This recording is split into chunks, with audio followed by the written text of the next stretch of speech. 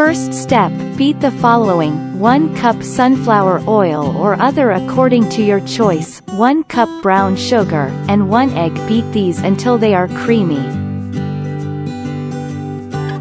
Then add these to it: 1 cup cereal, 1 cup muesli, 3 cups whole wheat flour, 1 teaspoon baking powder, 1 teaspoon vanilla, and 1/2 teaspoon salt.